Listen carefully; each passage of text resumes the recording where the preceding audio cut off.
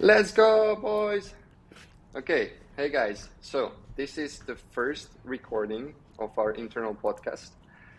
We had some technical difficulties in the beginning, but all is solved now. We can actually see Ricardo's face, so that's a good thing. We can almost see Tip's face. He's a bit dark, but that's also good. Um, Getting so, the yeah. So the reason why we decided to do these internal podcasts, which is probably going to be a recurring thing, I'm not sure if it's going to be weekly, bi-weekly, whatever, but we're definitely going to do more of these, is that we see a lot of topics, recurring on LinkedIn and on other platforms as well, which relate basically to business leaders trying to understand what they can do or what they should do in marketing. And we also obviously see a lot of like cool ideas that relate to marketing motions, different strategies, different tactics. And then we decided it would be so fun to actually discuss these. So one of the ideas would be just to have like general discussion on things that we find interesting. It could be a new marketing motion, it could be a new strategy, it could be something that everyone talks about like AI. But then the other idea of the podcast is basically just to sort of try to give a handlebar to business leaders that see all of these different marketing tactics, all of these different motions, and they're trying to understand, okay, these, all sound amazing. Which one should I do and why should I do it? And yeah, I'm not sure if you guys want to add anything to that, but that's basically the idea behind this podcast. And connecting it to revenue. That's the main goal. Yeah. And then always connecting it to revenue. Yeah, I guess basically just to, try to see if someone is talking about, a perfect strategy that you can do, should you actually do that? And then, if you should or if you want to do that, how can you actually prepare yourself or prepare your business for that? And so related to that, the first topic that we wanted to discuss is something that we've been doing recently for a few of our clients, which is basically setting up marketing automation and then deciding what are specific metrics that they should be focusing on relating to SaaS companies, so SaaS businesses in general. And the reason why we thought that it would be interesting to talk about it is that I think a lot of people talk about marketing automation in general. I think that's almost like a buzzword that you see people throwing around. But then how you actually do it and, what are the steps that you should be doing if you want to have, marketing automation motion set up in your business is something that I see less people talking about. So you see people saying, yeah, this is what we did, whatever, but how they did it and why they decided to do it in the first place is something that you don't see that often. And so we thought that it would be a fun topic to discuss today. Alrighty. Nothing to add. Okay, let's go then. Okay, so I guess, just as an introduction, the first question from my end to you guys would be, recently we had two different clients that we have done, we have set up marketing automation for. And I guess the basic question is, what was the base situation, that you started working on? And then how did you basically, assess that marketing automation is the right way to go? Like, why did you need to choose that? Why did you decide to do that for them? And then, what was the basic situation that you were facing with them? I think I'll cover the first question. So I think the first thing what I would say is what marketing automation is not for us, I would say. So I think that's a good starting point, because I think when people say marketing automation, there is a little bit of a buzzword around it. And then when people say marketing automation, you can find all different answers. So if you ask somebody what marketing automation is for somebody, some people will say, oh, this is LinkedIn automation. They're just going to send a bunch of LinkedIn requests, and that's automation, marketing automation. For other people, it's, okay, I've worked with Zapier, so I can connect a few flows together. That's marketing automation. And then you have the other part, which is, I'm sending a newsletter on a monthly basis. That's marketing automation. That's automation, yeah. That for me is a very limited view on looking at marketing automation. I would say, yes, all those topics are related to each other, but I believe marketing automation goes a lot deeper than just sending a bunch of emails to a bunch of people. That is just the high level view for me, as at least. So the base situation where we mostly work with is, at least for us in the B2B SaaS world, where we run marketing automation, where the base layer where we mostly start with is we're sending a bunch of emails through mostly actually MailChimp for some reason. People love MailChimp in the beginning, and then we have to tell them, yeah, that's not going to work out. So they start out with, we have MailChimp in place, and they either use it for spamming people, like an outbound marketing automation tool, which is completely not for. I remember back in the days, MailChimp, when you would upload a list, it would actually block your accounts or tell you, are you sure these are like your real people? Like, can you prove this? Like, they would have that pop-up coming up. Or you have these MailChimp flows where the marketing manager would just upload a list and then send a bunch of emails forward, and that's marketing automation. So I believe that's where most people are in their journey when just starting up with marketing automation. They have a tool, but they are limited to just a very small thing of marketing automation, and it's so much bigger than that. Most of the time when it comes to marketing automation and B2B SaaS, it's a very manual process. So marketing automation is not really connected to their backend data. It is just a manual upload of, okay, I have a user base, I get a query from somewhere, I just get a download from the IT manager or the CTO, gives me the list, I upload that into my marketing automation tool, and boom, newsletter out, job is done, basically. And so that's where I mean, like, it's very limited view of what is marketing automation. It's also where most of the time we start from, because one, they don't know better, and two, setting up proper marketing automation, and I'm really talking about really advanced flows, not just sending a newsletter, requires a lot of technical knowledge. And not just technical knowledge, you also need to understand how, and this is a topic I would cover later on, is data modeling. You need to understand how the data model works from that customer in order to run proper automation. And the reasons why it's so hard for B2B SaaS, or at least in my view, is that most marketing people come from a B2C world where it's quite easy if you think about it. It's just one user, he has made a purchase or she made a purchase. B2C just has one person, email address. You send an email saying, hey, could you want to buy again? It's quite an easy data model. It's the user that has made certain purchases and done. When you walk into a B2B SaaS world, that becomes very complicated. The reasons why it's complicated, because you have multiple layers that most marketing automation tools are not able to fulfill. What I mean with this is when it comes to B2B SaaS marketing automation, you mostly have a tool where you create a company, and then there's a bunch of users within those companies, and that user can also be in different companies. So you can see that the data model is so much harder to grasp than in a B2C world where George made a purchase online and we can all see the transaction history, and based on that we're going to trigger a few campaigns to our high intent and low intent clients, basically. In this world, we have a user with multiple roles, maybe like a manager role. Even now we're recording in Riverside. Think about it in Riverside as well. We have the company Saasmic. Then you have Zolly, who is the producer, but then Tip is the guest, and then you have somebody being the host. So you have, in this setup, you already have different roles, what they can access, what they can't access, what they can see, what email invites they should get, and which ones they shouldn't get. So this is already a complicated setup. Imagine that tomorrow, or actually this afternoon, we're having another podcast.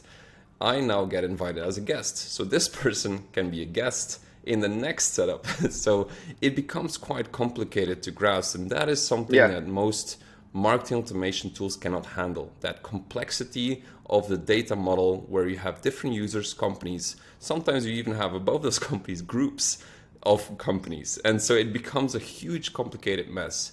And I believe that's where most companies get stuck when implementing, is they look at the B2C setup and they're like, okay, a bunch of emails, but the moment you really want to do it well, it becomes very technical, and you you get into the world of data modeling, and this is, I believe, where most people get stuck into implementing proper marketing automation, I would say. Right. So yeah, that's super interesting. But let me backtrack a bit because we started a bit in medias res. But first of all, it was super funny that you started with Mailchimp, because I actually remember I had a podcast with you where I was a producer, and we weren't actually, I wasn't in Saasmic yet, and I'm not even sure if you had Saasmic at the time. I was at a previous agency.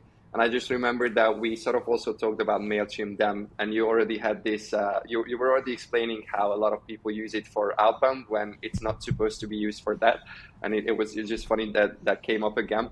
But I guess one of the questions that came to me as you were talking is, so you started to talk about like data modeling and okay, like different situations and, people coming from B2C, but I guess what is sort of the end goal that you have in mind when you start this? Because as you said, a lot of people do parts of marketing automation. So they might be automating a newsletter flow. They might be automating some sort of like, remarketing flow. So, touching up with people again or whatever, like parts of this. But so when you come to one of the clients and you start talking with them, like what is the end goal that you have in mind that makes you think, okay, what we actually need to do? We need to come back a bit, look at the situation from a higher level, and then assess what we need to do that leads to marketing automation. So what is sort of the end goal that you have in mind? Yeah, so when it comes to marketing automation, and I'm not talking I need to send a newsletter kind of marketing automation, but proper marketing automation, there's always, in my eyes, 4 to 5 end goals that you want to do. And of course, at Saasmic, we stand for increasing revenue and being able to prove revenue. So the first thing is always revenue focused. And revenue can be in multiple assets. When you come at, okay, how can I, for example, trigger campaigns based on promoting your new plan, basically? So you can upsell people all the way from a basic plan to an upsell plan to saying, okay, you've reached your quota. Here is the limitation. Make sure you purchase the next plan, basically. Or for example, now Slack, you'll have to upgrade in 7 days. So make sure to upgrade and don't forget to upgrade. So increasing revenue is always the first goal. Now, what I think most people struggle with is that marketing automation is not just for revenue creation. So it is something nice and it's something you can relate to, but marketing automation is not just about revenue. And that I think is very important to grasp when it comes to setting up goals and expectations. So yes, it increases revenue. You can put on flows that increases revenue, but there's also 4 other goals that you can take into consideration. So the second one, I believe, is enhancing the customer experience. If you think about all the proper marketing automation flows, you'll see that you can also help out your customers. So for example, if somebody gets stuck in your tool and you get an error message, already enlightening them and saying, hey, we saw that you got an error message and we've updated one of our SDRs to reach you out within 5 minutes, and you have that email. That is enhancing the customer experience. So you're giving a better experience to your customers in a B2B SaaS context in this case. So it's not just the revenue, it's also a retention point of view. You are now helping customers that would have just get lost, pinging your SDR saying somebody got lost, make sure to reach out, and so you can actually retain those users. The second or third goal is really about customer insights. So what have they done inside it? What kind of emails have they read? What kind of, did they actually upgrade? Did they downgrade? Is there like all of that reporting? Because you are covering all the data of your customer at the same point, you can actually take better decisions. Which email converts these users a lot better? So you're getting a lot more insights on your users, but also you're improving their experience while doing that as well. And for me, I guess the goals is really always about retention or revenue, basically. So that's always the end goals I'm trying to talk about is how do you increase revenue or how to retain users by using customer or marketing automation. Yeah, I guess that's a really good point, and we sort of already tapped into to my second question, because then I think a lot of times what you see when it comes to any sort of, either it's a marketing motion or a tool that people want to use. I think often what gets mistaken is that people can get sucked into the idea of using a tool or using a motion without actually understanding what they want to use it for. So like, maybe you see, okay, so where was I? Okay, that was annoying. So I was saying, what I was saying is that you're already sort of tapped into to my second question, which is basically how you end up deciding on choosing one or other marketing automation tool. And what I was saying was that what I often see with tools or marketing motions or strategies is that people can suck into the idea of the tool, the idea of the motion, before they actually realize what they want to use it for. So for example, you see people talking about growth marketing, you see people talking about account-based marketing or like a new tool, and they have the idea of like, oh, okay, we should do that, we should be using that.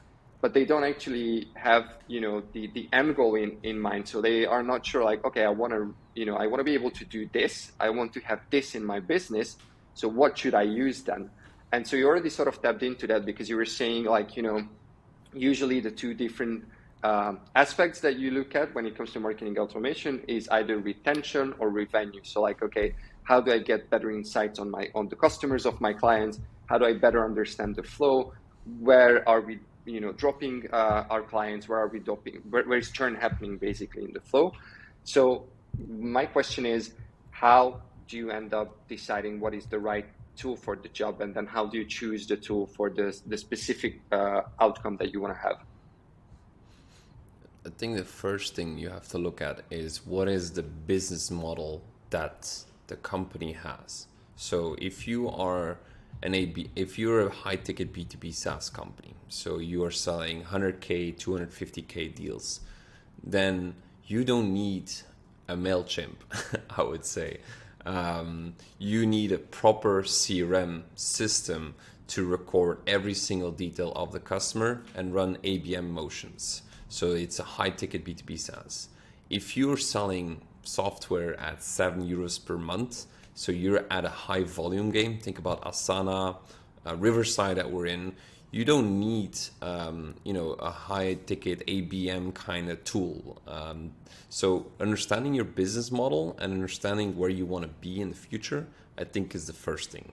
And then from there, you need to understand the second thing, which is your data model, which we touched upon already slightly, is you need to understand how complicated is your data model, because some tools are just not made to the data model that you're having. Explaining again, you have a company with the users, maybe that company has an organization. One of the powerful tools, for example, for this is HubSpot, where you can actually have companies, you can have child companies, you can have organizations, you can have users attached to it. So it allows people to build that data model. MailChimp, for example, does not allow you to build the data model in. So already understanding your data model and understanding what the data model allows to do in the marketing automation tool, I think is a second step already. And then there's a bunch of other requirements, like how easy is it to use? Do you have salespeople that need to use it, or is it just for marketing?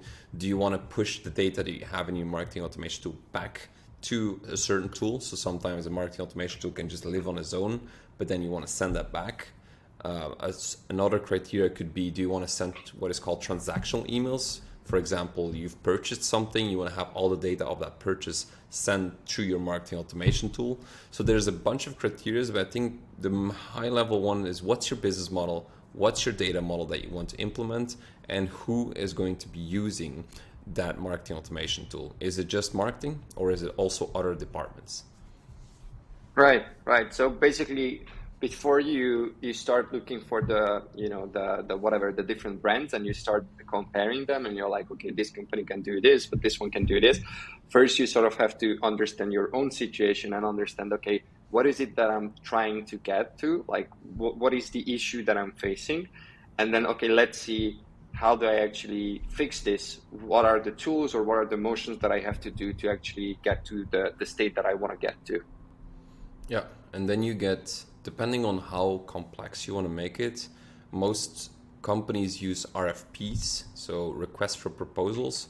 And this is mostly a document of cross-functional teams on what does the marketing automation tool need to do for you? What do you want to get done from that marketing automation tool? This is mostly a Google Sheet, a document, whatever it is. And when it comes to complex buying journeys, this is basically a Google Sheet or a doc that you're sending over to marketing automation tools, and they're filling in these documents, or at least, or if it's not a high purchase, you can do this yourself. But it's basically, it starts with what is all the things that you want to get done, what's the jobs to be done that you want to do with that marketing automation tool, and then does that tool have all the requirements needed, or maybe not all of them, but at least 80% that you need to get done. And from there, you will be talking about price, because if you take one of the cheapest ones, but your data model doesn't allow it, yeah, it doesn't really matter if it's a cheaper one, you'll just need a more expensive one. And some companies realize that they just need an expensive tool because of the model that they have, and it's so complex to put. Right. Okay. So what I think could be difficult to someone who doesn't have the marketing expertise, or, doesn't have the background to know this, is, okay, I know that, something is not going right in my business. I know that we are, losing customers left and right. We are not growing at the rate that I want to be growing at. We are not able to retain our customers on the long run. Or, maybe the model that we are having doesn't seem to be working out. So can you guys talk a bit about like specifics, maybe, relating to the 2 clients that we recently did it for, on like, okay, when an agency comes in like Saasmic, how do we assess the situation? So what do we do to understand what is going on and what they need? Well, it always comes back to the business goals. And the business goals are mostly related to the jobs to be done that they want to achieve with those customers. Examples are, okay, most of the jobs to be done is, okay, we're getting a lot of users in, but they're not converting. That is mostly like the language they're using. It's like, we got a bunch of people in, they're not converting, basically. Okay, that's one. Second thing is, we want to send, like, we have all this customer base, but it's very hard to communicate to them in the proper language, in the proper way that we want to do it, basically. So we are having technical limitation. We don't really understand what's going on there. Most of the time, they don't think about it from a very technical perspective. They think about it of, I want to increase my revenue, and I believe marketing automation should be somewhere in my stack, but I don't really know what to do with it, I would say. And then mostly it comes back to jobs to be done. And main topics are, I want to improve my onboarding flows. I want to help my customers activate. So that means that they log in or they create the account, but they need to do certain key action in order to understand the value of the product. That could be increasing the engagement. They want to make sure that instead of doing a podcast every single week, we do it every single day. So increasing the engagement. They want to cross-sell people. So they have a bunch of users that are on plan A. They want to get them to plan B. That could be all the way to, we're losing a bunch of customers because when it comes time to upgrade, they're not upgrading because they don't find the logical flow to do that. This could be, we're having a bunch of customers that are trying to refer each other, but it's very hacky, and we want to do it the proper way. We want to build a referral system that if somebody invites a user, he gets rewarded. So this mostly comes back to what's the jobs to be done. So they want to increase revenue and increase retention, and then we break it down into what is the jobs to be done that they want to achieve, and from there you can start building logical flows. Right. Okay, that's perfectly clear. So instead of you guys coming in with like, a set idea of like, hey, guys, we are an agency, so we know what we want to do. So let's just use this and that marketing automation tool because that's going to fix your business. It's not like that. What it's like, it's they have a question or they have some issue. Okay, we want to have better trial to paid conversion. We want to have better onboarding flows because we seem to be losing a lot of people, during the initial onboarding phase or something like that. And then basically the steps are that you guys start to assess like, okay, what is going on at your business? What could be the issues? And then I guess the question is, and you can perhaps be a bit more specific relating to the 2 most recent ones that we have done, is like, how do you then do it with the client? So like you guys sit down, you guys talk to the leadership, do you guys have to talk to developers? Like, okay, what are the steps there? And then how do you basically draw up the timeline, I guess, of what's going to happen? You want to take that one, Tip? Yeah, so there is like a few parts into assessing the data model first. First you would run through the visible part, so you would go on the website and do the customer journey mapping. So you could start understanding when the customer goes on the website, fills in the form, goes to this page or this page, and understanding what it comes behind in terms of, for example, email marketing, what's already in place. And from there, we can already draw a table. And in this table, you already can get all the data points, like do you get email address, first name, last name. And this way, we already understand what is already implemented and what they already capture in terms of data. And it gives us the first data model. Then so that's the part you do by yourself. Then you have the part you do with the client. So you align on the tool stack. So you want to understand the invisible part of the tool stack. So what happens in the backend, what CRM they use, this you can't see in the website. So from there, you will start drawing like a mapping and understand how everything connect to each other's. And what we often notice, or at least with the last client we had, is you have different elements in the ecosystem, and some of those elements are not connected to each other's. So we've seen things like you need to extract database from one platform and then import it into another platform, and that sometimes can be like it's not efficient in terms of how you analyze the data. And then based on that, we draw the whole mapping of the ecosystem, and we can spot those potential gaps in automation. And that's the beginning of the conversation, let's say. Yeah, no, sorry, I was just asking anything to add to that. Like, do you want to add something to that? Because I do have questions, but I'm not sure if you wanted to add something to it, Ricardo. Yeah, I think that's indeed relating to the data model. Indeed, that's where the conversations start when it comes to the implementation part. It's like, how does the data model work? What is it? Does it consist of? What kind of data do you have? And most of the time, what you'll get from the developers is always like, hey, can you send me your data model? And they're like, dude, we got like huge amount of lines of the data model. We have like so much information. Like, what do you want? It's like, yeah, but what can you give? And so it's this back and forth of the information where you kind of have to think about, okay, what do I want? What can I see? So what Tip was mentioning, what do I see?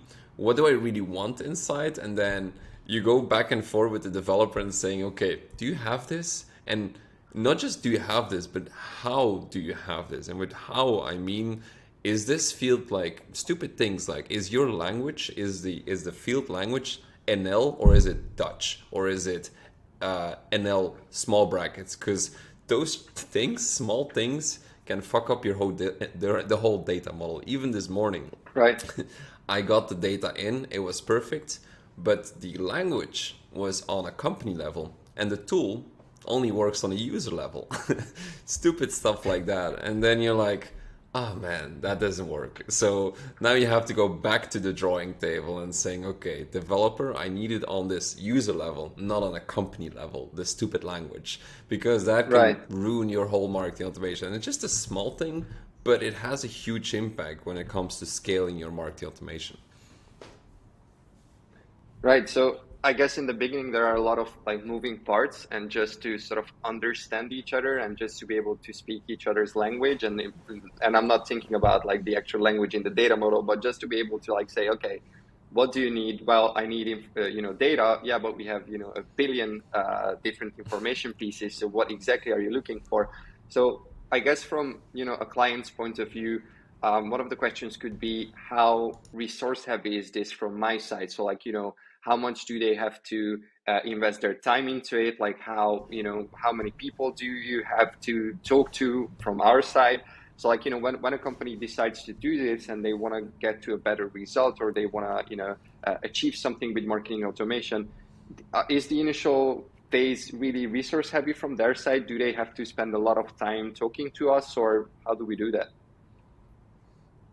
Usually, for sure. I mean, depending on the tool, you would need an in-house developer or a developer working with you, because if you want to for example, send data layer pushes, then you need someone that fully understand it as like a developer.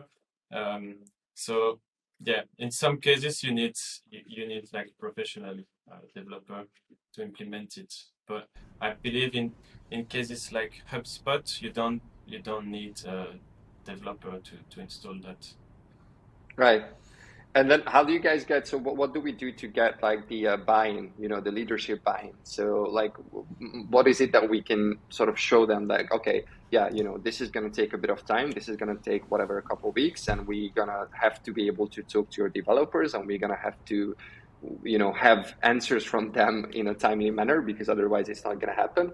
But then how do you get like the leadership buy-in? What is it that you show them, or like, what is the promise there?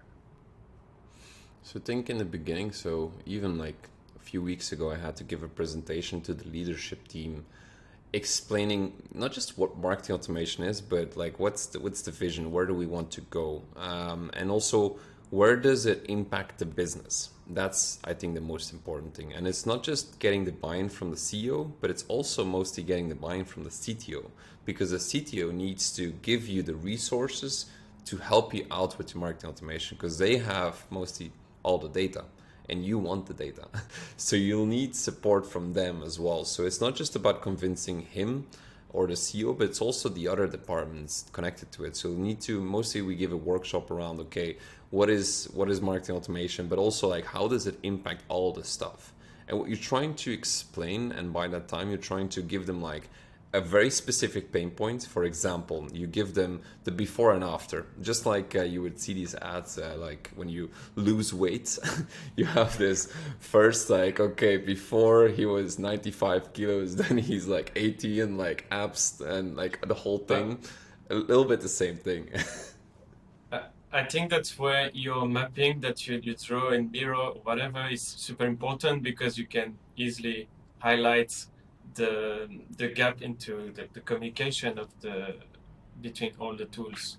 And that's Right. I think that's really supporting document, because that's where you show before with all the gaps and everything disconnected, and then you show after and everything goes back to that automation tool, which becomes like the brain of the company, let's say. Right. So you can actually Exactly. show like a chaotic situation, and then you can show like, okay, this is what you're doing right now. This is why this is not working, because you have a lot of these moving elements. You have a lot of these different tools. They are not really communicating with each other. You have to upload data manually from this to this, whatever, people can mess up. But then you can also show, okay, if we actually implement what we are trying to do, all of this is going to be much, clearer. You can see the data, you can get more insights, and then you can much easily, like, it's going to get much easier to actually, maybe change something in the whole process, or maybe tweak something, get information that you need to know what is going wrong. Yeah, especially in like the B2B SaaS world, what happens is that most marketing automation happens on the IT side of things. So you'll have the IT that needs to like almost code every single email that goes out, and it's a huge amount of work. And what you try to do is also find some quick wins. So for example, during the workshop, while we were building implementation, we gave a live workshop of, look, actually somebody just registered to your website, and look at this, 2 seconds later I'm getting this email from, hey, welcome to the software that you registered on. And this was completely automated. And I remember the CEO saying, wait, so this, what you just sent, is not hard coded by the IT team? We're like, no, I built this in 5 minutes, like literally 5 minutes designed, and that's it, and all the variables inside. And it just blows their mind. It's like, oh, we don't need to like have IT resources to code a freaking email.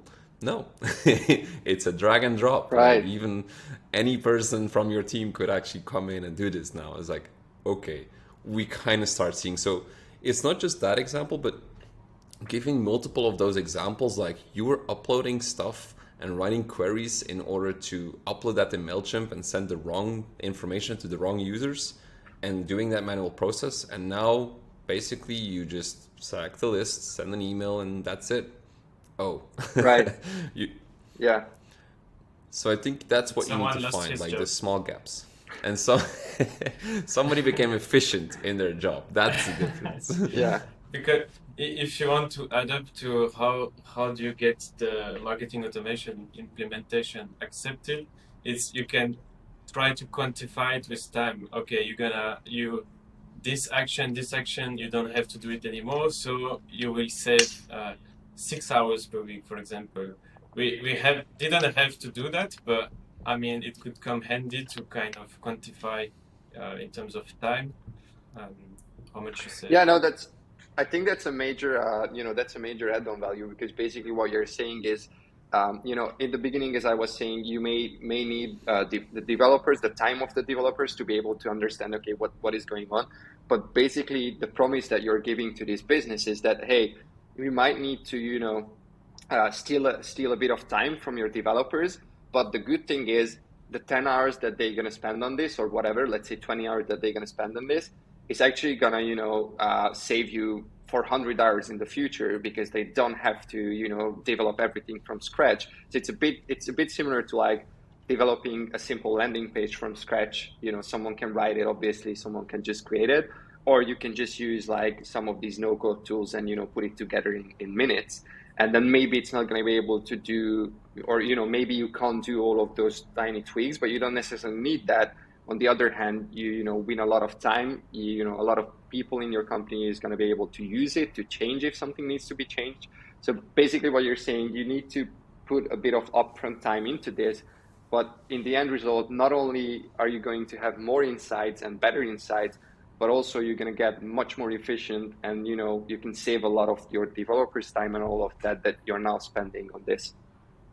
Yeah, actually not a bad idea to build like a calculator on how much is your development time worth, how much is the marketing time, and then say how much time you can actually lose. Because I believe that's where we lost what the real reason of marketing automation was. It's not only revenue, but it's also becoming efficient in what you do, being able to run very efficient, so you can start doing things that actually add value to your customer, and not uploading and downloading lists from certain tools and then screwing up communication, I would say. So yeah, definitely the winning time is definitely one of the major key issues.